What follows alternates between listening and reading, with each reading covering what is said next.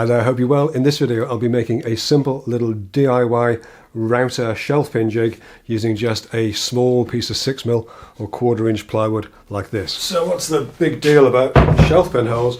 Well, it's simply that you don't have to make many cabinets before you realise that you're going to need a shelf in there, and it's convenient to have that shelf adjustable for different sized items, and one of the easiest ways to do that is on a row of holes. The de facto standard is 5mm holes on 32mm centres, and there are many ways to achieve these, from inexpensive acrylic drilling guides like this to the much more pricey Holy Grail of shelf pin holes, Festool's Holy Rail or LR32. Whatever system you choose though, if it's under £100, you're probably going to be using a drill, not a router, and a router has lots of benefits, not least of which are speed and dust collection. By and large though, all these shelf pin solutions are dedicated systems, one-trick ponies if you like, and what I really wanted was a multi-purpose, multifunctional straight edge ruler of some kind with a row of holes on 32mm centres that I can make a simple jig to fit, and that's basically what we have with this Benchdogs precision ruler.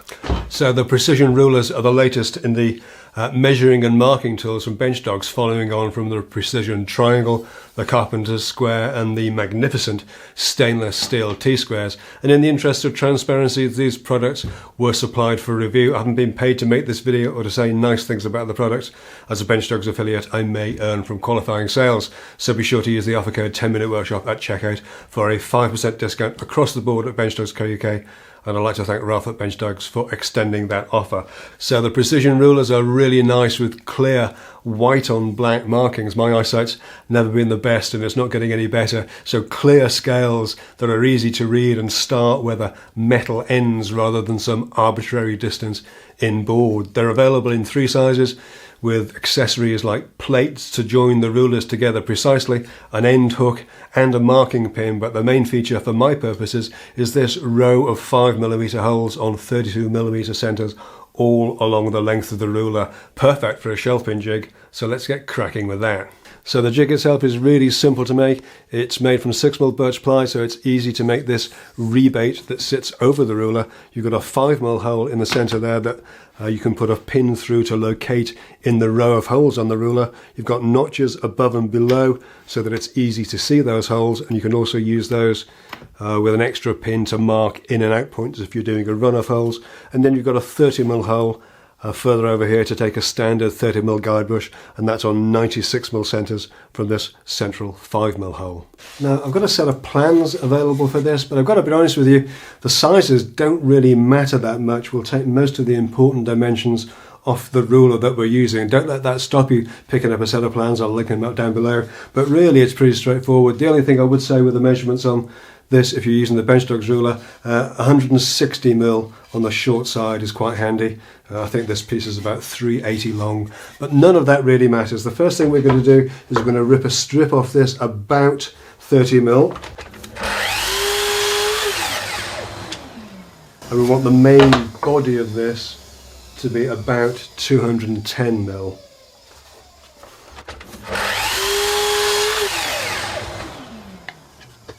Now the reason I say the 160mm as the height was convenient is because you can take any regular inch ruler, butt that up against the edge, and then use your Benchdogs rule, and that will give you the centre line. We can then take our little 30mm strip and we can get that centred on that centre line. We're going to take our little marking pin, I'm going to give that a little tap,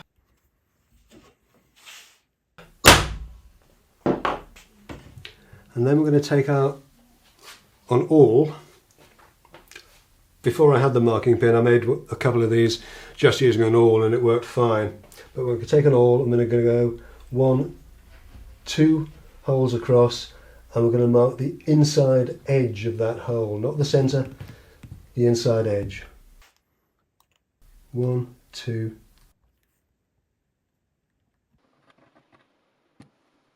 Okay, so with those marked, I'm just going to get rid of that. We're going to keep the pin in there, and we're just going to rotate the ruler around so that it centres on that line, and then we're going to go 1, 2, 3 over, so it's on a 96mm centre, and we'll mark that again.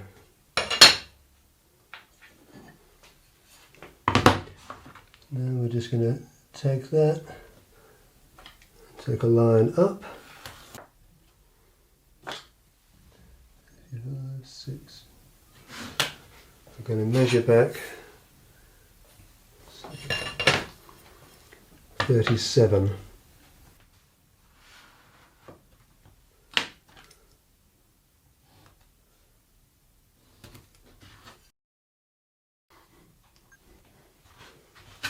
So if that all seems a little bit convoluted, it'll all become clear very soon. So over at the rejuvenated drill press now, I've set up stops for both the first 5mm and the second position as well. And what I'm going to do, I've got a 5mm drill bit in the drill press. I'm just going to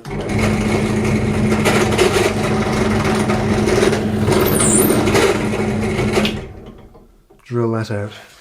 Over at the router bench, I'm cutting the notches that make it easier to locate the jig on the ruler, and I've set the fence depth so I just touch the points that I marked earlier on with the awl.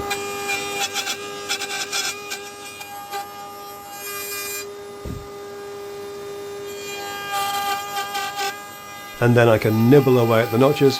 They're only about 10mm either side of the centre line, and flipping the workpiece over to do the other side.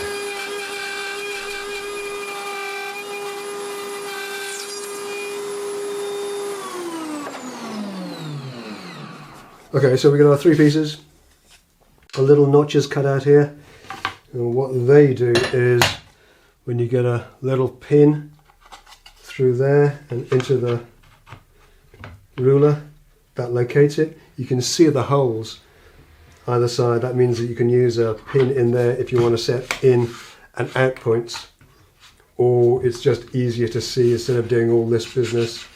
You can just see where the hole is going to be, so you don't scratch up the surface of the ruler. What we're going to do now is we're going to join this together. I'm just using double-sided tape for this because it's quick and easy. But all we're going to do, if you're doing this at home and you want to do this as a keeper, then I'd add some glue in there as well. We're going to pop the pin through there. We're going to put our ruler on there. And with a smaller strip,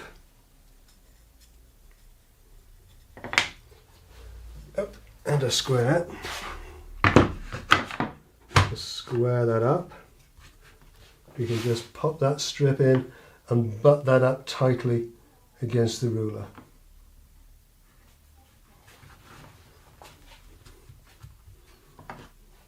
And then we can do the same thing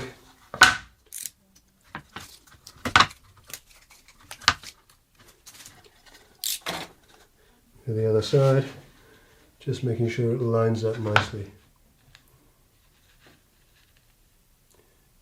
Doesn't have to be perfect, we're going to trim the ends off afterwards.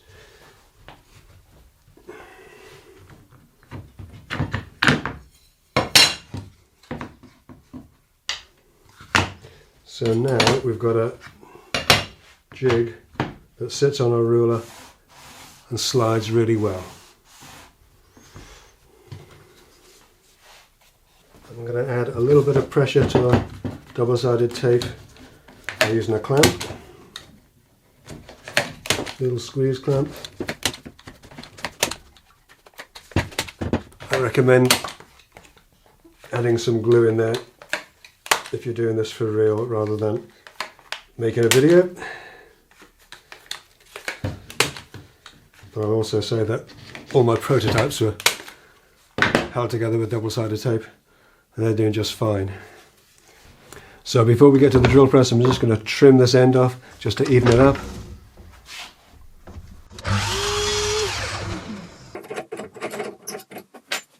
So back at the drill press, I swapped out the 5mm bit that was in here for a 30mm Forstner bit without moving anything. So we know we've got the stops in and that's set up and ready to go, so we can just drill that through.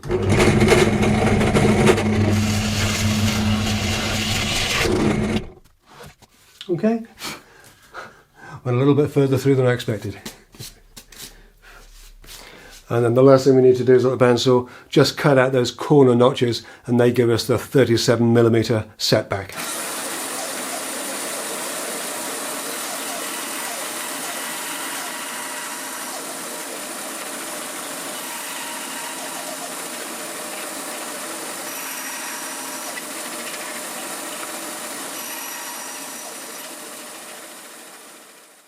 So how does this work? Well, it's pretty simple. We've got our ruler, and we've got our little jig that slides along it. We want to butt our bottom of the ruler against the bottom edge of the carcass.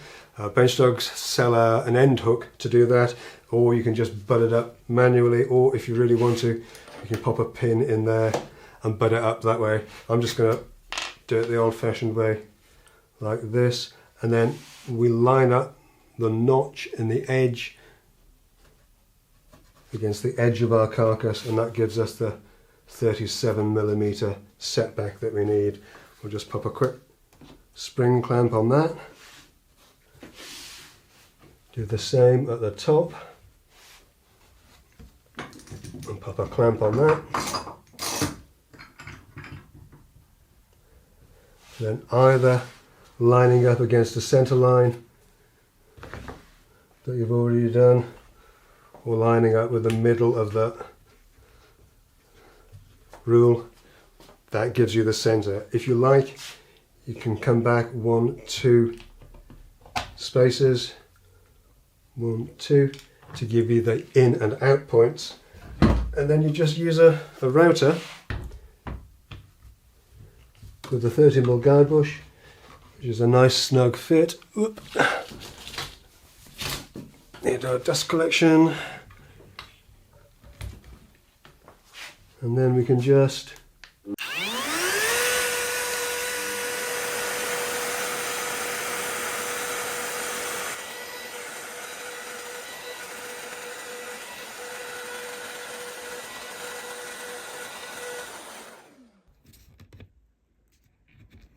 so there you go. That's a super simple little DIY router jig designed to make your precision ruler into a shelf pin drilling powerhouse. I use the Bench Dogs precision ruler for this because I've got it and it's really good. Obviously, if you have another ruler or something similar that will do the 32mm spacings, then you can adapt the plans to suit that. You could use one of these simple acrylic drilling guides if you've got one. The holes in this obviously are bigger than the 5mm holes in the Bench Dogs ruler. Mine has a 3/8 or 9.5mm hole in there, so a simple 3/8 or 9.5mm dowel would replace the 5mm pin for that. But obviously, I'll leave that up to you. You can adapt your plans, adapt my plans to suit. This was quite gear heavy. I've used the drill press, I've used the bandsaw, I've used the router bench. I had to buy the 30mm Forstner bit because I didn't have one of those. Certainly not one that was good enough. That cost me 20 quid. You know, it's not expensive, but if you were starting from scratch, it's not free either. And I've gone ahead and made this available as a simple 3-piece CNC'd flat pack kit. If you're interested in that, then this is available in my Etsy store now at 10minute.shop, along with the full set of digital plans for this DIY build. This whole build came from an idea from Bill, 10 Minute Workshop Plus member Bill. Thanks, Bill. As always, I want to thank my channel members, and if you'd like to be part of the conversation, part of the community that helps shape the content of these public-facing videos like Bill did, as well as getting access to behind-the-scenes and exclusive content, then do come and join us as a 10 Minute Workshop Plus member. 10 Minute Workshop Plus is my new independent member platform. There are full details at 10minuteworkshop.com, or sign up directly at 10minuteworkshop.plus. We'd love to have you on board and taking part. But that's it for this week. Thanks so much for taking a look, and I'll see you in the next one. All right, take care.